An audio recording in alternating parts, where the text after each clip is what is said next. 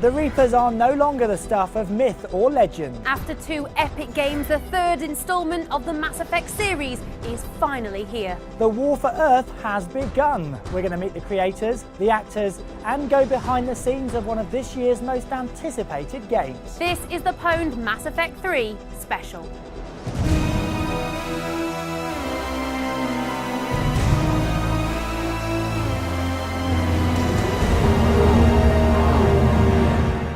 Coming up on this very special edition of PWNED, we meet the founders of BioWare, Dr. Ray Musica and Dr. Greg Zeshuk, to talk to them about the ethos behind BioWare's games. we take a look behind the scenes of a voice recording session for the game and pop over to Hollywood to talk to FemShep actress Jennifer Hale and the voice of Liara, Ali Hillis.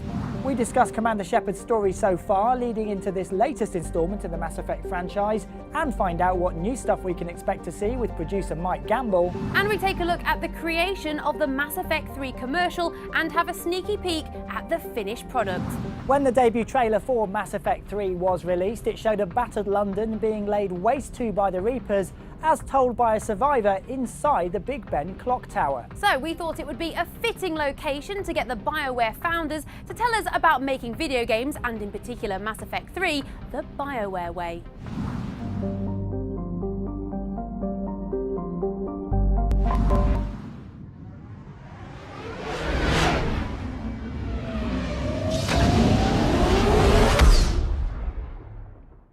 Well, BioWare began back, I guess, in the early 90s. You know, Greg and I and a third doctor, actually, we all went to medical school together, and we were making video games, and we had a passion for playing them. We said, you know, let's make some video games together too. It started in the basement of my house, which was of course too short for Ray, so he hit his head on the ceiling, so we moved out of there eventually. You know, we've always had a huge passion for role-playing games, so that was actually when we were growing up our favorite type of game, and we just saw an opportunity to make games there. We thought we had a pretty good idea what we could build, and you know, the rest is history.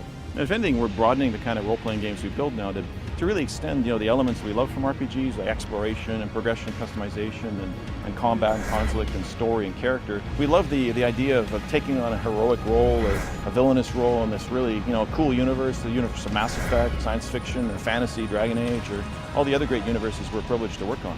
We try and make them very deep and engaging. You know, we try to create emotional engagement, but also give players choices, challenge them. And also, we want the experience where they're actually, after the game is done, they're thinking of what they've done and really looking forward to playing again in the future. So there's lots of different ways you can categorize what makes a great game or not. I think one way would be, is it fun? You know, do you tell your friends about it? Is it viral? Is it the kind of thing you get excited about enough to put your reputation on the line and say, yeah, this is a game you should check out?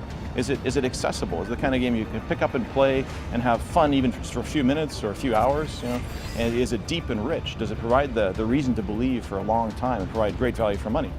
Does it give you choice and consequence? Does it have characters and story that you want to believe in? Does it have exploration of vibrant worlds? Does it have progression, customization, and epic combat that makes you feel like you're actually making a difference? These are all factors that we consider in BioWare games as we build them.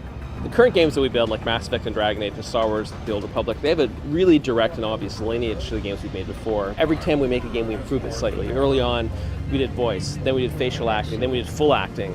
These are things that, you know, whenever we make a game, we try and take stuff we've learned and apply it going forward. I think with all our games, like Mass Effect just being one of them, there's lots of places where we're trying to take them. You've seen, like, for example, in Dragon Age, we had a social game. You know, we got lots of books, there's figures. I mean, there's Mass Effect, for example, there's a movie that's been announced and being worked on. So every game we do actually has a life. Like, it just starts sometimes maybe as a console game, but then goes lots of places. It's really a combination of factors that have led us to evolve the Mass Effect universe from Mass Effect 1 to Mass Effect 2 to Mass Effect 3. And simultaneously, we're increasing the action intensity of Mass Effect 3. There's more tactical options, run and gun and melee combat. And there's also a lot of RPG richness and depth, more weapon customization and deeper story options, and a lot of other elements that players have been asking for in both those axes. So I think it comes from player feedback and the team realizing we can always improve and innovate. Whenever we make a sequel at BioWare, we tend not to stand still. We like to evolve the game and add new elements. And we really try and reflect what the fans want, but also what the team is passionate about. So our specific input into all of our games, you know, Mass Effect 3 is an example, or Star Wars The Old Republic, or Wrath of Heroes, or Dragon Age franchise, we play our games. We enter feedback. We provide bugs to the teams. We sit in design meetings early in the IP vision ideation stage of the projects, and then also at the end as we final the games, we give feedback to the teams. But we have great teams. Yeah, I think maybe the other area where we work is we create the environment that they can do their jobs, and so we create that environment, coach them, help them. We try and get things started on occasion, but once they're up and running, they're amazing. Well, for BioWare, our future, it's always about striving to innovate and improve and deliver quality for our fans, to create a sustainable environment for our employees, and delivering on our vision of creating, delivering, and evolving the most emotionally engaging games in the world. And we're always striving to do that. So hopefully the fans will agree that our next games are even better than the great ones we have in development now. And we're excited about that.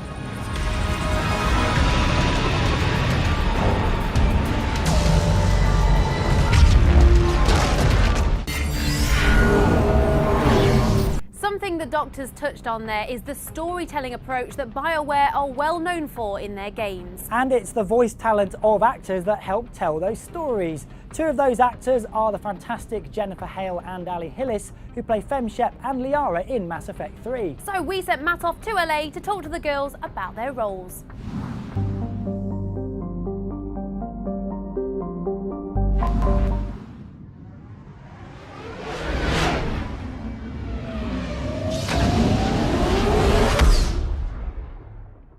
Each of us has to be willing to die to save humanity. Anything less, and they've already won. Jennifer, welcome to the show. Thank you, happy to be here. Now, I guess most people would have heard your voice, most gamers, is that right to say? There's a good chance I've heard my voice. You've been Naomi in Metal Gear Solid, you've played Samus Aran in Metroid Prime, Yep. and of course, Femshep In Mass Effect. in Mass Effect. How did you get involved in the role? Auditioned, and I've really fortunately got the chance to do it. I'm a soldier. I should be back on Earth fighting, not wasting my time with this. If it's going to work, we need you. Ali, what's it like playing a blue lady from outer space with biotic powers? It feels perfectly normal. Yeah. Where'd you get your in my real, inspiration? I have biotic powers in my real life, so. It's different to a movie because it's not a linear plot as such. No. How do you go about not losing yourself in the story? You just never try to find yourself. You just go, okay, what's this right? What are we doing right this second? Okay, that's what I'll do. I rely on the director to tell me what just happened and where are we and are there explosions or is it quiet?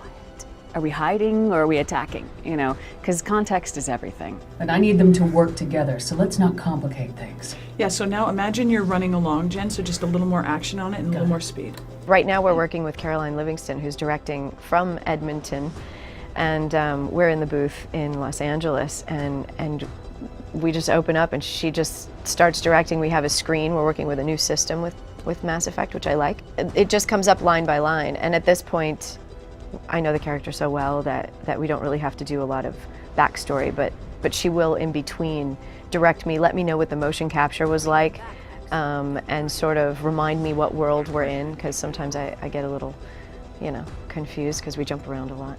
In this one, the director had me open up a little bit more and be a bit more emotional and go ahead and feel stuff a bit more and express that a little bit, which was kind of new, and I relied on Caroline for that very heavily. I played through the previous Mass Effect games. They're very big. How many days, hours, weeks of voiceover sessions did you do for it? I couldn't even count how many hours I was in the studio for Mass Effect. It's, I heard 7,000 lines for Shepard, but I'm not sure. But I can't think about that or I'd just be crushed under the weight of it. I don't know how the producers do it. Is it different voicing a game as opposed to an animated TV show or something like that?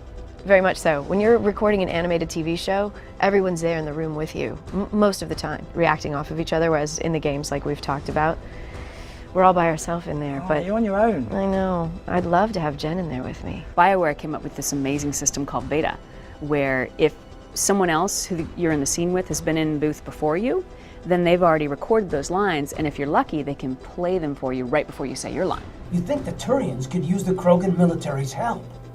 The Alliance is fresh. Let's not mess with it.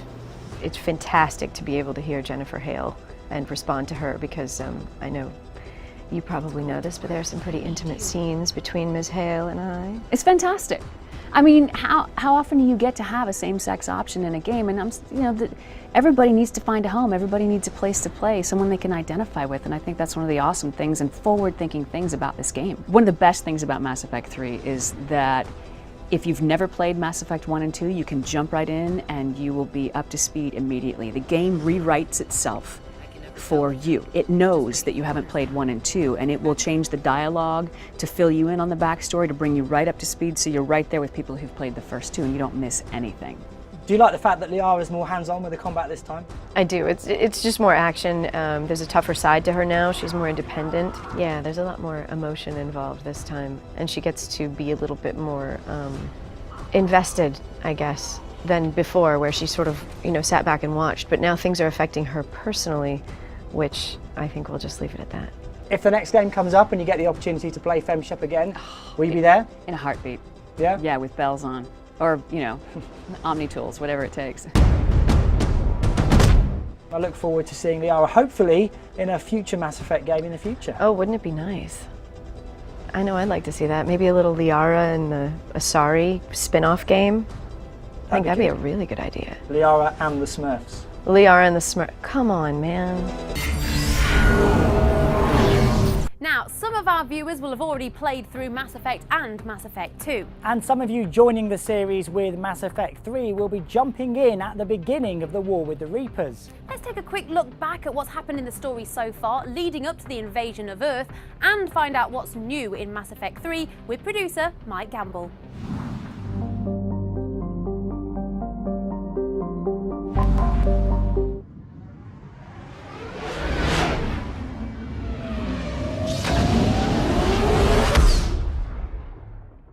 So Matt, what did you want to talk to me about?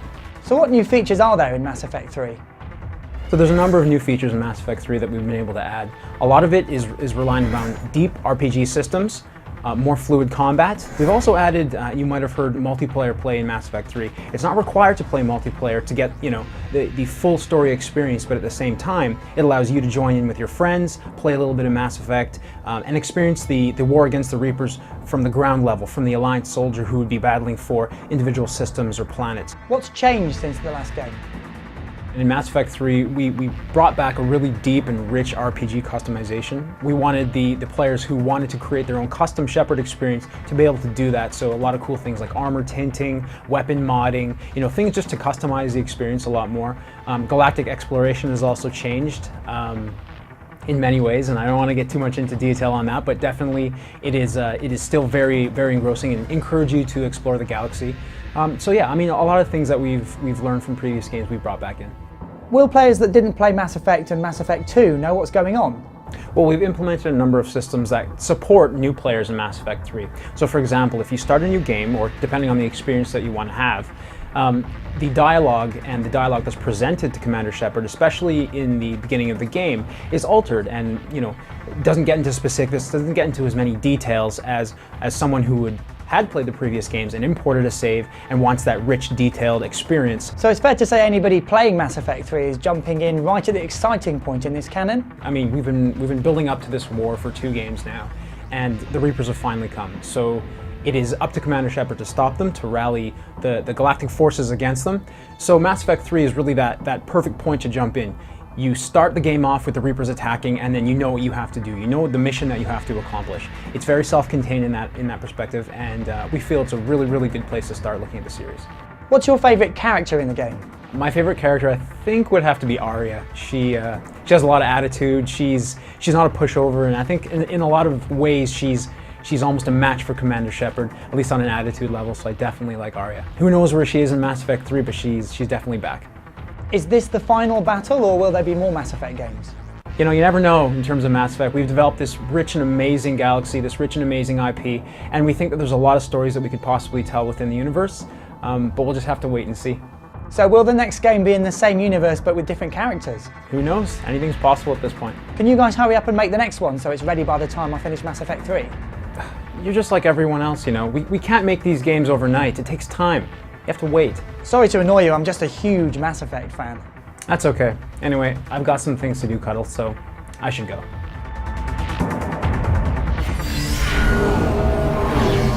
The launch of a highly anticipated game such as Mass Effect 3 is a fairly big deal, and it will come as no surprise to anybody that a commercial will be hitting small and big screens with the release of the game. In fact, the ad for Mass Effect 3 was being made right here in the UK by The Mill, a special effects house who also do effects for the BBC's Doctor Who series. Sean headed over to The Mill to investigate.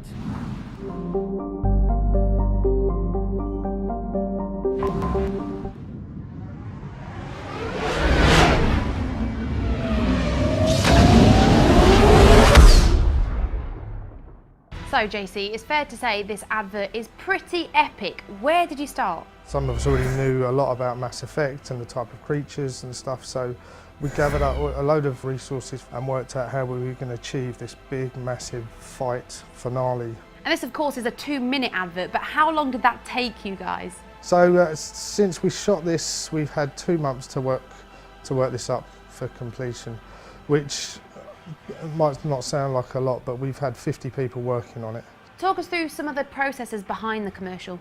The first process we'd do, someone would finesse the model, they'd apply the textures. While someone's building the models and texturing it, someone would then be putting a skeleton into it. We call it a rig, and that allows animators to get hold of it and move it around so that they can roughly time out the movements of how someone would walk, basically. Walk, run, you know, any action getting shot. While that animation process is going on, we're working on matte painting. For instance, the stuff that we shot in Prague, it was good for what we needed the foreground objects for, but anything past a certain height and distance was no good because we had to recreate San Francisco into these shots. And we had to put the Golden Gate Bridge into it, and it also had to be completely destroyed. With all of these components, some of this must be painstaking to get right. When we went out to Prague, we had big green screens set up. And then when the guys started shooting it, they were using a lot of like explosions and stuff that ended up really fogging out the air. So we have to do the harder process of grabbing frame by frame, and you draw around. In this case it was Shepard, he'd be in a corner of the screen, so every frame you'd have to draw around him. One of the things you've had to balance is of course the realism and staying true to the game, so how did you achieve that? One of the things we have to be really truthful to is to EA's product that they've got. There's things in this game that haven't been in the other 2 games. The fans will know straight away if you're not doing something right. So for us, it was straight away, you know, let's get as much research into it. The new thing in this game is the Omniblade. We had to make sure that we got that exactly right as EA are working the game up as we were working with it. So they would send us reference. We'd get the odd pics here and there that we would match. How do you balance the excitement and the emotion? Because obviously if you've got an emotional scene and then there's an explosion in the background, it could ruin the moment. There'll be a moment where there's this nice emotional bit, and then if you've got a shot afterwards, we're going to just blow people up and shoot people and do the stuff that's the fun bit, and then give it back to the agency, and then they can turn around and say that emotional beat doesn't work. Can we dial that back? Can we do whatever we need to do? But, you know, that's not our problem really. It's like blowing stuff up. We love it. And here's a sneaky preview of how the finished product turned out. Some will fight.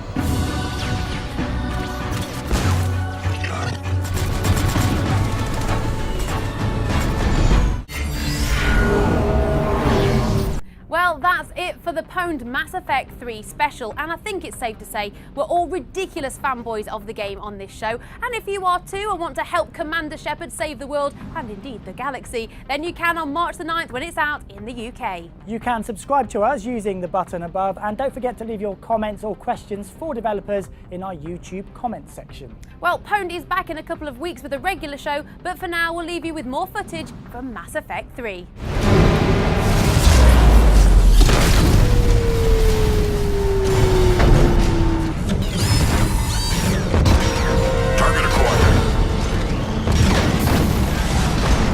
Can't penetrate shield!